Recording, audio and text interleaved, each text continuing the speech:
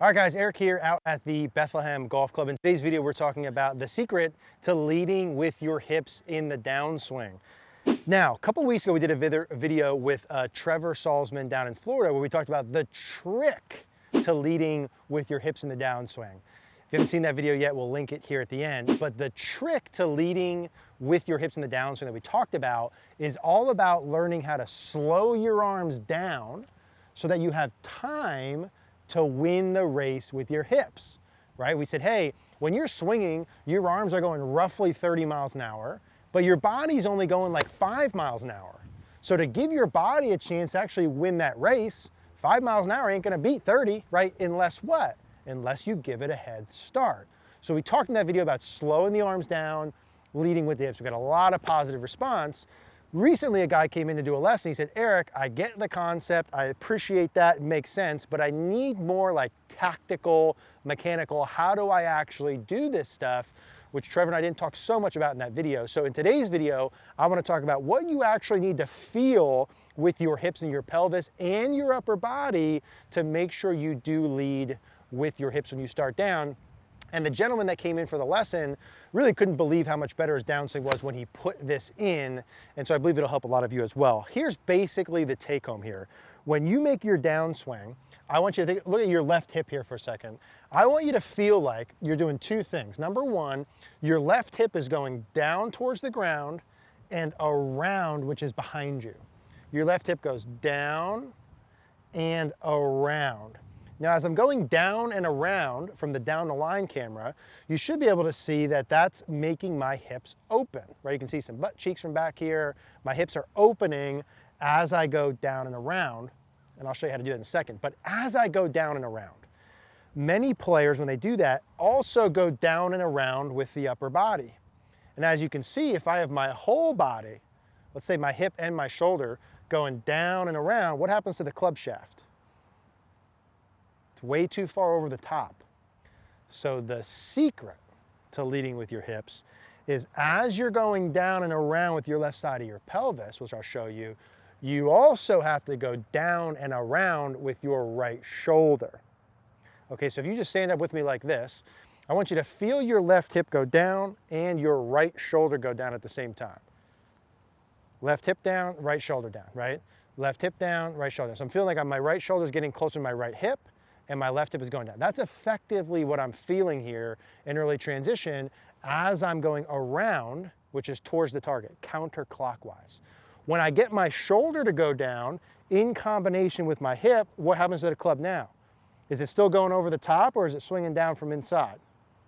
It's swinging down from inside, okay? Many players that I work with, they struggle with one of two things. One would be the left hip and the left shoulder both going up. So let's reference this left side. If my left hip and left shoulder just go straight up, what happens? I can't turn. I'm actually going to be too shallow, right? Watch as I do that, my head goes back away from the target. So left hip and left shoulder up is going to be low point behind the ball, fats and thins, and actually too shallow from inside. The other option that I showed you before that's bad is the left hip and left shoulder both going down and around, okay? That makes you swing too far over the top. So left hip, left shoulder both go straight up, can't turn. You can shallow the club out, right? I can swing from inside, but I can't turn. I'm gonna have contact issues, fats and thins, hip pushes and hooks. And then the other side of the spectrum is they both go down and around, and then I swing too far over the top. I can hit the ball first, but a ball goes nowhere, I lose distance, pulls and fades. So the trick is, right, the secret here is, as my left side of my pelvis goes down and around, my right shoulder goes down. That's the sensation. Take your setup, swing up to the top, feel your left hip go down and around, and feel your right shoulder go towards your right hip. And I'm gonna give you the drill we did in just a minute, but just to feel those sensations. Left hip down and around, right shoulder down towards my hip. And the combination of those motions should give you perfect body motions during the downswing. That's how you get your pelvis out ahead. Now, those things we talked about in the Trevor video that you'll see at the end are still relevant. You want to feel your arms are slower and doing nothing. But mechanically, what I'm actually feeling to get the hips going is the down and around. So basically what we're looking at is this hip tilt, right?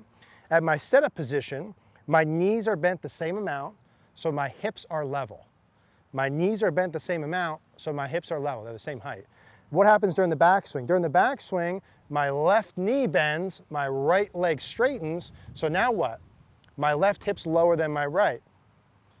At setup, the knees are the same, the hips are the same. At the top of the backswing, the knees changed. My left leg increased bend, which lowered my left hip. What does that mean? That means that I need to do more of that in transition. If bending my left leg lowered my left hip, and I said I want you to lower your left hip more, what do you need to do with your left leg? Bend it more. Bend it more. So the left leg staying bent and actually increasing its bend gives us the lower part. Now how about the around part? Okay, Trevor and I talked about that a little bit. We want to see our femur, this upper part of our leg and kneecap, work counterclockwise around. You can feel your left hip work around, your left pocket work around, okay, the butt work back, but essentially the left leg is increasing bend as the kneecap and leg and hip work around. That's what I'm actually feeling. And a lot of you guys sent messages, let's feel that one more time, left hip down and around. A lot of you guys sent messages after that first video, and they really liked it, it really helped, but again, you wanted a little bit more detail, and that's what this video is all about, sort of a follow-up to that. So that's the how part.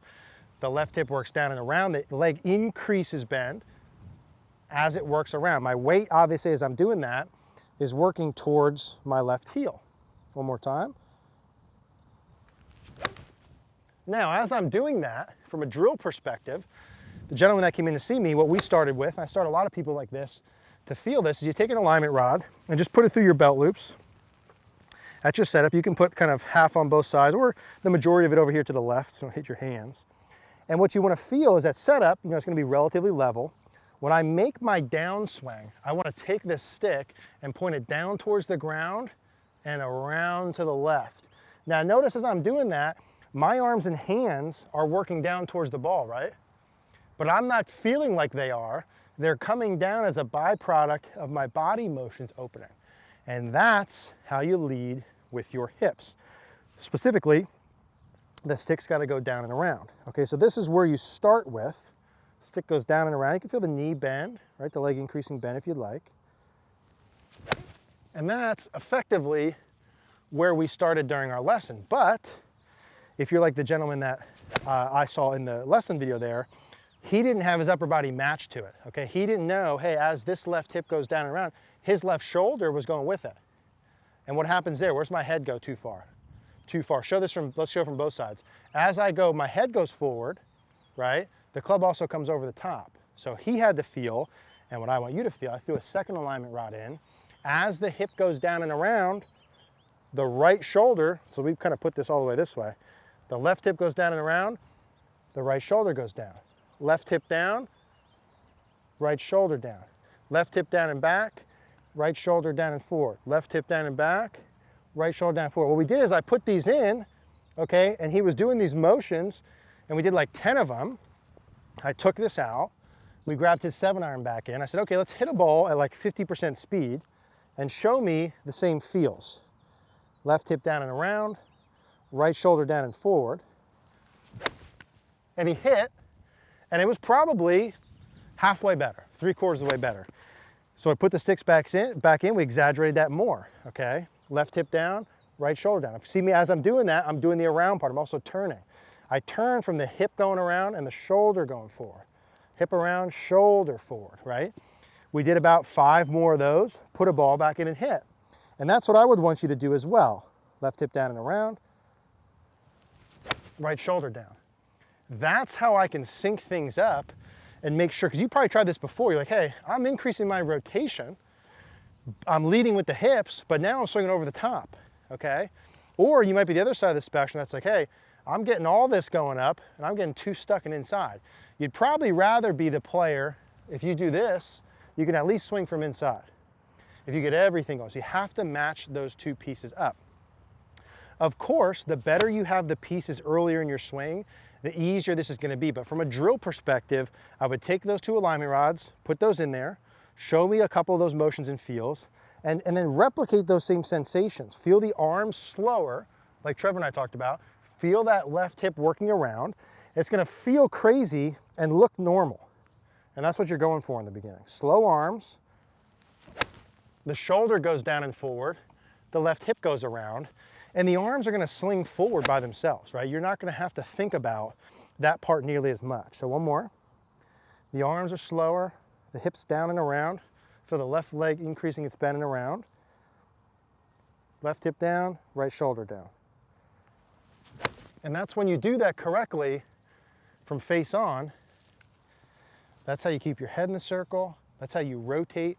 That's how you shallow the club. That's the drill I would do. But like the lesson, we would do several drills, look on video, talk about it, go back in, do several drills, hit one, look at video, talk about it. Hitting less balls, doing more reps like that with feedback is the key I found myself to get better. My game prior to me giving myself video feedback with a coach, like this, at best, okay? No clue what I was doing.